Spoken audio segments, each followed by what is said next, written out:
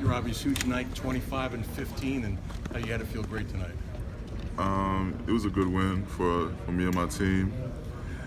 We just came out here just trying to have a ball, just trying to have fun. I just happened to have 25 and 15. You called Bob Rotella, Cal's friend who's worked with athletes in many sports, helping them out mentally. What did Bob Rotella do for you? No, we just talked about like how he's been watching me play, and he just said I've been playing a lot of timid. So he just told me to play a little more confident, a little more swag in my game, and don't worry about the score. Don't worry about how your stats are looking. Just go out and have fun. Did you have fun? Yeah, I had fun. Me and my team had fun tonight. How long did you talk to him, Nick? Pardon me? How long did you talk to Bob? Conversation probably lasted 30 to 45 minutes. Really? And when was that? When was this? It was like, when was it? It was right after. It was before the Detroit game. Okay. Before the Detroit game. Okay, I know that. Did he give you any kind of specific tips, like here's a way to kind of get in the right headspace before a game? One of the advice he told me is because we usually get here around we get 2.5 hours before the game, and he told me that could be a lot with somebody. So he just told me before the game started, do not think about basketball. Just don't think about basketball. Think about find something else to keep your mind off basketball. What do you think about it? I watch videos on Instagram, this guy named Shiggy. Yeah, he's really funny, so I just watch him all the time. Had you heard of Bob Rotella, Nick? Were you familiar with his work? No, I never heard about him. Cal introduced us to him before the season started.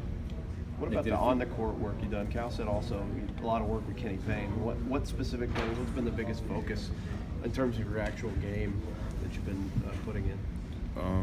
Me and Kenny Payne, we just been developing hook shots, as you guys can see. That's basically my go-to move now. My free throws, my mid-range jumpers, just how to read and react to certain plays, pick and rolls, how to guard pick and rolls, and that's basically what we're doing all this late nights, early mornings, a lot of hours in the gym. It's been paying off so far. Nick, I remember a couple of weeks ago you said in your perfect world, you would be playing in the low post. I wonder how much you're warming up to it, or how do you feel about it at this point? It's still not my first option, but my team needs me to do that right now. I'm willing to sacrifice whatever my team needs me to do in order to get wins. How did it like feel? in the second half, you guys start putting it together a little bit as a unit? Yeah, you could definitely see it, but certain guys on the teams, we gotta hold them accountable because you can see when certain five came out, the score went from 30 to 12. So we gotta hold guys accountable to keep going, keep putting the pedal to the metal. But other than that, we all enjoy each other. We all enjoy playing with each other, and you can see we're getting W's together. Do you expect to get a call or a text from Rotella after this game? Oh, he already did. He already texted me. What did he say? He said, "Good game." That's it. Nice. What was the difference for you guys defensively when y'all went on that run at the end of the first half into the second half? Pardon me? What was the difference defensively for you guys at the end of the first half and early in the second half when you went on the big run? Well, basically, our coaches try to do something with me. They told me to, when I'm in a pick and roll, I should switch on the ball screen. They tried to do that a little bit to see if I could guard guards, but I held my own. It was a tough challenge, but I held my own. Did you say Dr. Rotella said that you looked timid previously? What do you think made you play timid or appear timid?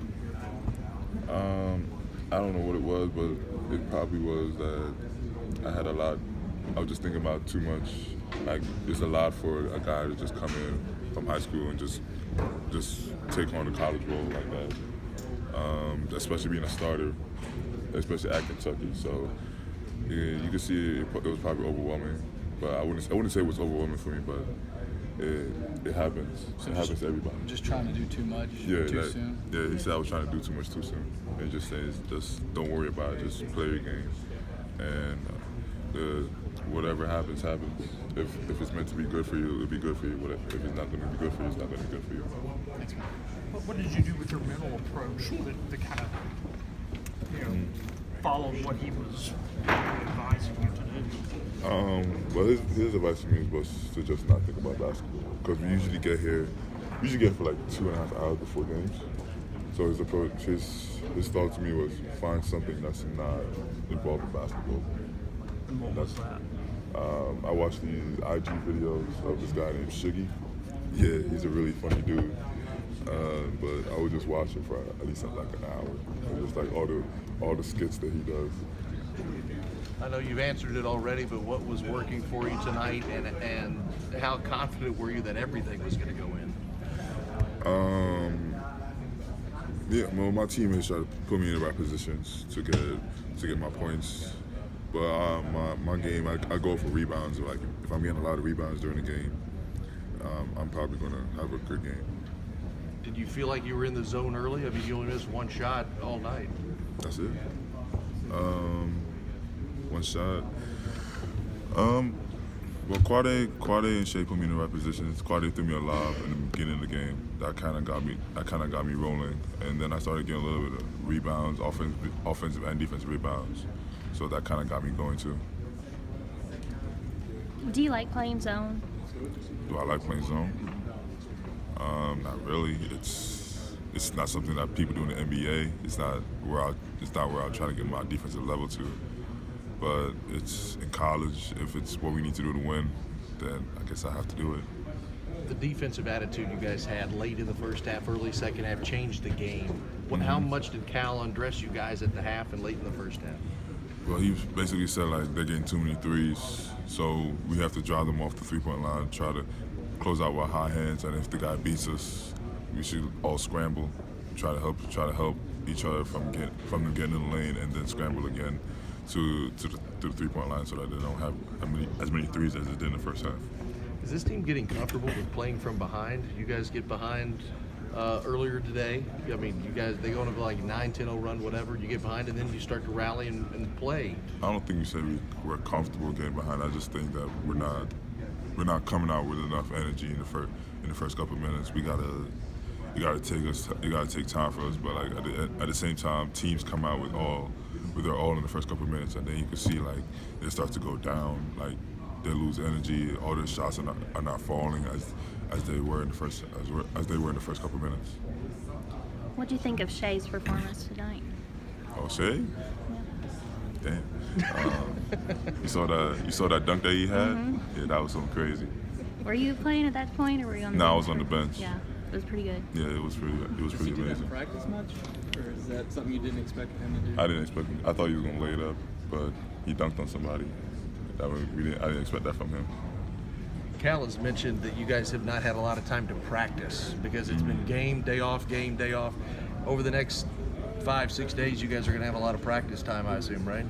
Oh well, we got tomorrow off because we're gonna like serve meals to homeless people tomorrow.